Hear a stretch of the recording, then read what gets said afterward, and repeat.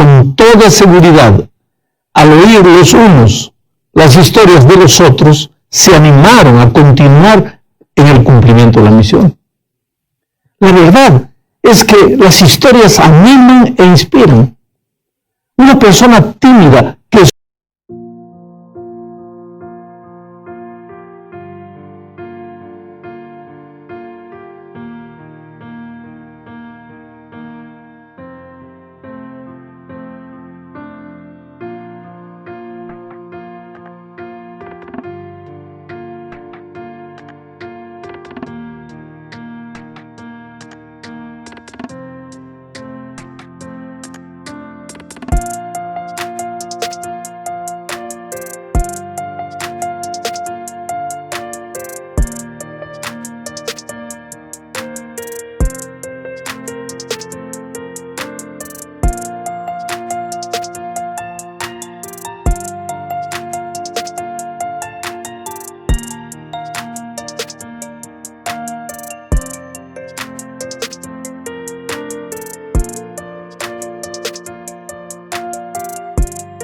de cómo otra persona tímida fue usada por Dios de manera maravillosa, se siente capaz de hacer lo que la otra también hizo.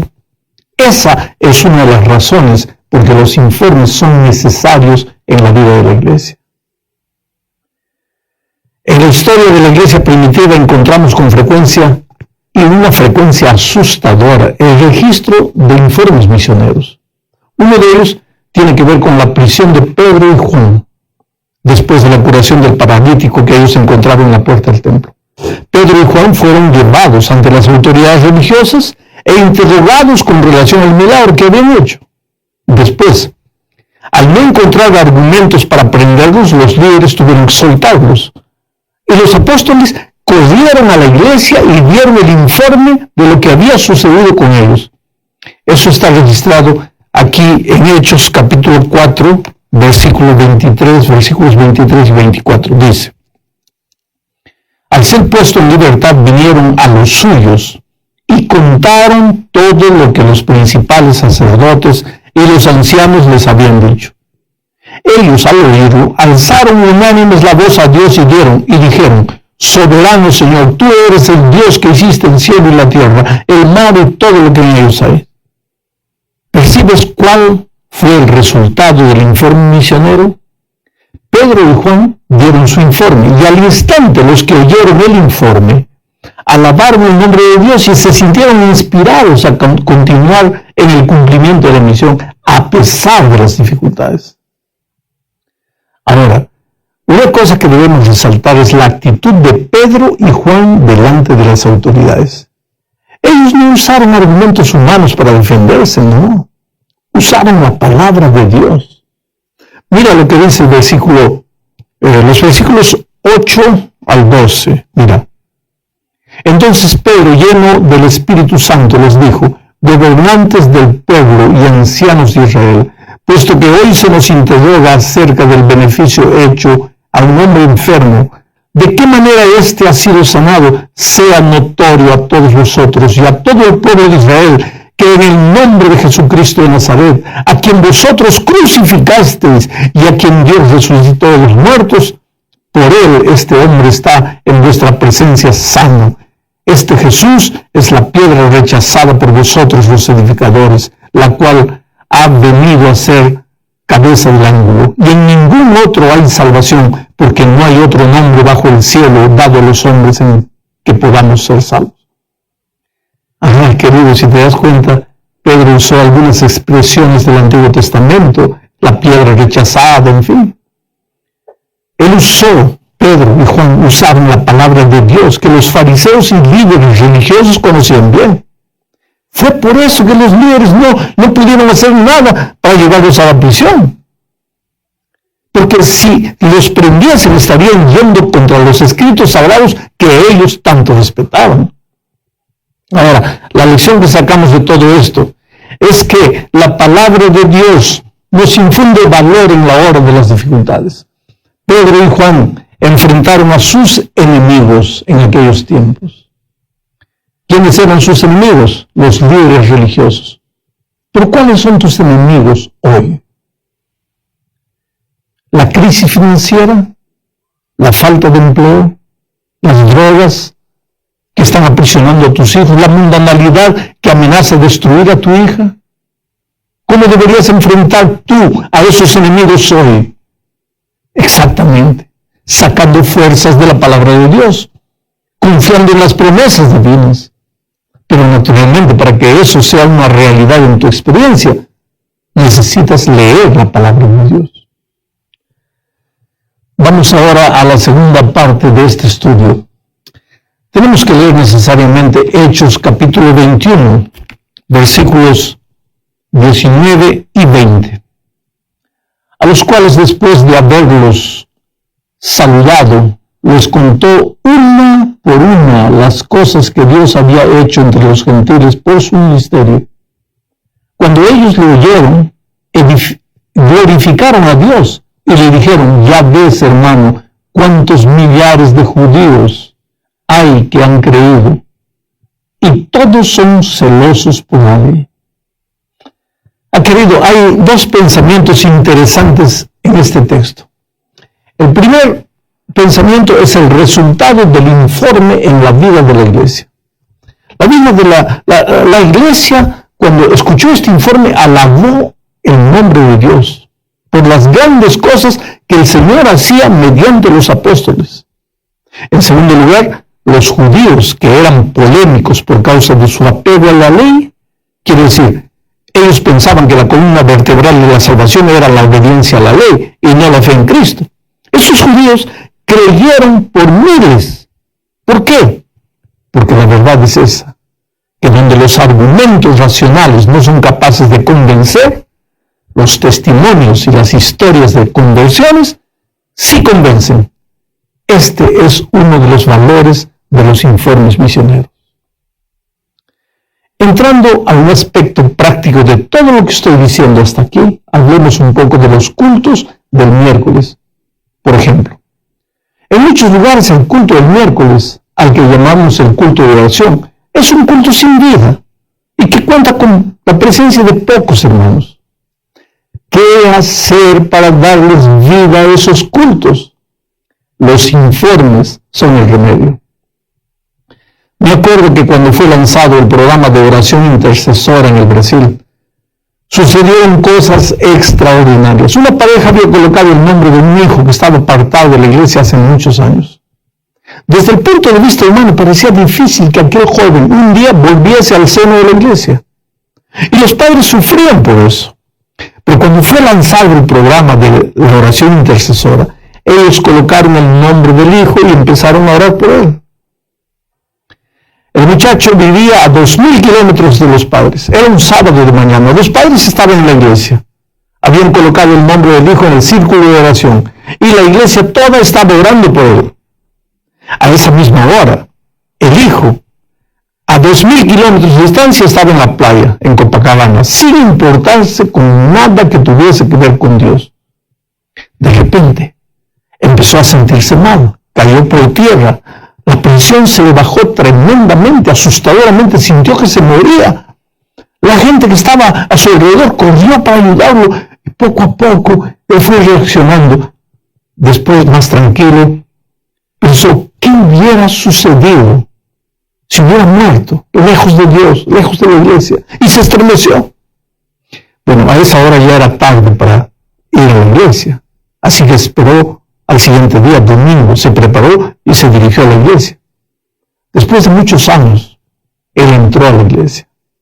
El pastor predicó un lindo sermón, hizo un llamado esa noche y el joven se entregó nuevamente a Jesús. Al volver a la casa, lo primero que hizo fue llamar a la madre y contarle la noticia de que había decidido regresar a los brazos de Jesús. La madre le preguntó, ¿a qué hora te sentiste mal en la playa? A las 11 fue la respuesta. Y esa era la hora en que toda la iglesia, a 2,000 kilómetros de distancia, estaba orando por él. Mas sabe, querido, la madre relató esta historia en el culto de oración del miércoles. Y de repente se levantó otro hermano para dar un informe de cómo un vecino de él, una persona que nunca había querido oír del Evangelio, ahora había aceptado estudiar la Biblia con él, como fruto de la oración intercesora de la iglesia. Y aquel culto se transformó de un culto apático, sin vida, en un culto vibrante, lleno de entusiasmo, de inspiración. Ese es el valor de los informes. En la tercera parte de este estudio hablaremos de la importancia de los informes positivos. Mira, la vida está llena de cosas malas y cosas buenas. Aún los hijos de Dios, a pesar de todas las promesas de protección divina, enfrentamos diariamente dificultades terribles. Pero a pesar de eso debemos depositar nuestra confianza en Dios. Debemos caminar con optimismo, informando la realidad dura que vivimos, pero desde el punto de vista de un cristiano que no niega las dificultades, sino que a pesar de las dificultades confía en las promesas del Padre. La historia de los espías que fueron a inspeccionar la tierra antes de que Israel entrase es un ejemplo de lo que estoy diciendo. 10 de ellos solo se detuvieron a hablar en su informe de las cosas negativas. Solo vieron dificultades e imposibilidades. Ya los otros 2, Josué y Caleb, no negaron la realidad, pero dijeron, en el nombre de Dios iremos y tomaremos posesión de lo que Dios nos ha prometido. Ahora, ¿qué tiene que ver esta historia con nosotros hoy? Por ejemplo, si eres el tesorero de una iglesia y la iglesia está en plena construcción y los fondos se acabaron, cuando todavía falta mucho para concluir el proyecto, ¿qué informe darías tú a la iglesia? Piensa en la actitud de los espías de Israel y respóndete a ti mismo. ¿Qué informe le darías a la iglesia? Llegarías diciendo, está todo perdido, no hay dinero, yo les dije, no gasten mucho. ¿Llegarías así? ¿O llegarías con el informe de Josué y Caleb? Dirías, el dinero se acabó, pero en el nombre del Señor vamos a comenzar de nuevo. ¿Qué informe darías? Con relación a cualquier cosa, no necesitas ser solo tesorero, puede ser director, el anciano de la iglesia, el pastor de la iglesia, el padre de familia. ¿Qué informe darías? Eso es importante. Llegamos al fin mencionando la estructura del culto. Ya lo dijimos en una lección anterior. Existe el peligro de caer en una rutina que puede conducir a la muerte espiritual. La iglesia puede atrofiarse, transformarse en un simple club religioso. El propósito del culto en una iglesia que cumple el plan divino no es la simple exhibición de un programa semanal. Lo que debe concentrar nuestro trabajo y nuestras energías no es tanto lo que sucede el sábado en la iglesia, sino lo que sucede durante la semana en los lugares donde los miembros viven, donde los miembros trabajan. El sábado debería ser un día en que la iglesia se reúne para cantar, para orar, para alabar a Dios, para estudiar la palabra de Dios y para informar lo que los miembros han hecho a lo largo de la semana para cumplir la misión de evangelizar el mundo.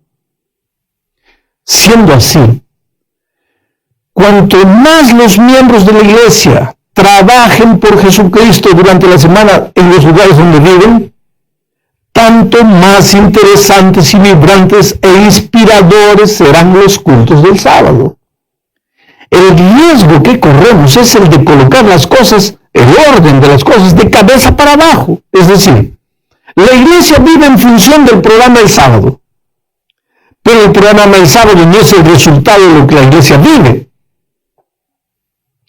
Nos transformamos en un club religioso donde los socios van para ver si hay un buen programa.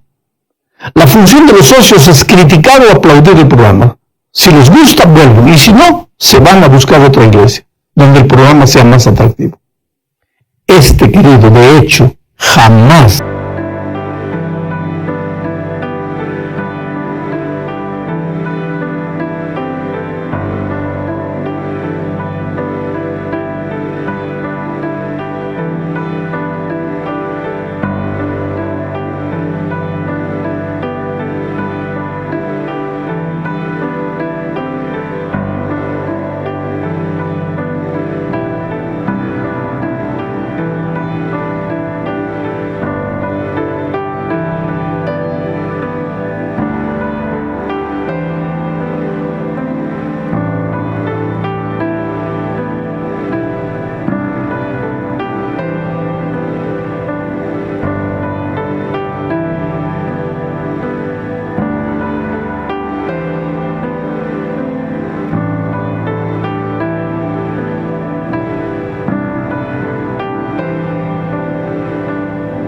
jamás fue el plan divino. Una iglesia con propósito tiene clarísima su responsabilidad misionera. Y el informe de lo que cada hermano hace para comunicar el Evangelio, eso nutre y llena de vida el programa semanal. Termino leyendo Hechos 11:18. Dice, entonces oídas estas cosas, callaron y glorificaron a Dios diciendo, de manera que también a los gentiles ha dado Dios arrepentimiento para vida. Ese texto ya lo hemos leído antes, pero el contexto de este texto es interesante. Mira, la iglesia estaba criticando a Pedro por juntar